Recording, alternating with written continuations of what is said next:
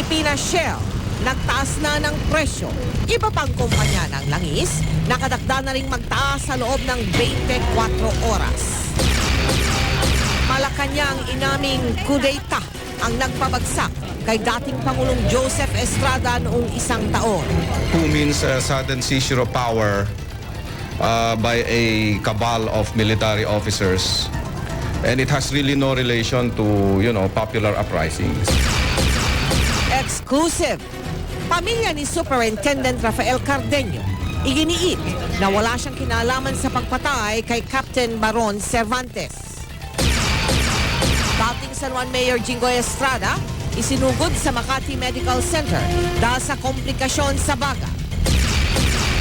Wala pa man ang El Nino, pinakamataas na temperatura sa loob ng 4 na taon na itala na ngayong linggo. Headlines bukas ngayon ang broadcast. Countdown po at ito ang Front Page.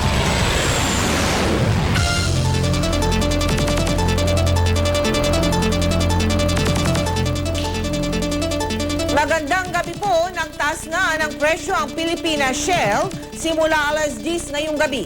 Nakatakda ring magtaas ang iba pang kumpanya ng langis sa loob ng 24 oras. Mula sa Timog Avenue sa Quezon City, may live report si Richie Parto. Richie!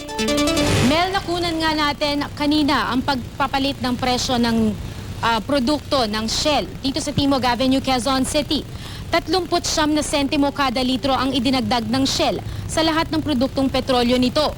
Mula 1813, 1852 na ang Velocity. 1718 naman ang dating presyo ng Super Unleaded na ngayon ay 1757 na.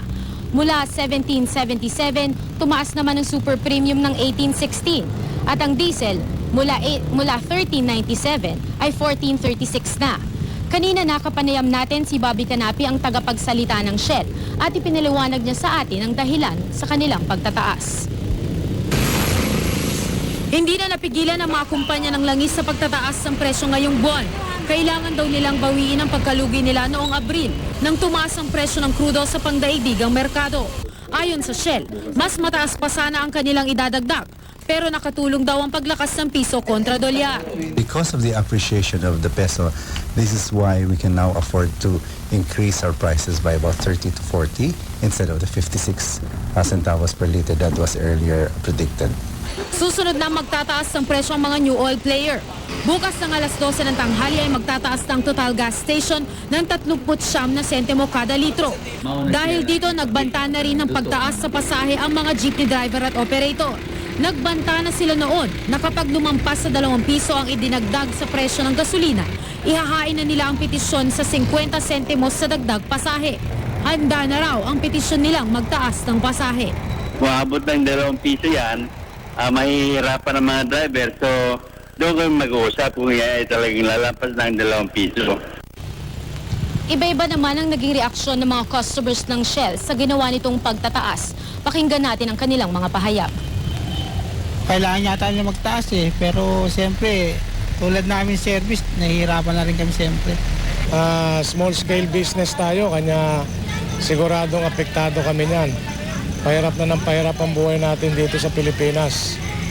Oo, wala naman magagawa yun. Talagang ganyan naman kapasok. Anumang oras ngayon ay susunod na rin ang Petron at Caltex sa pagtataas ng kanilang presyo at inaasahan nating 39 na sentimo kada litro din ang kanilang itataas.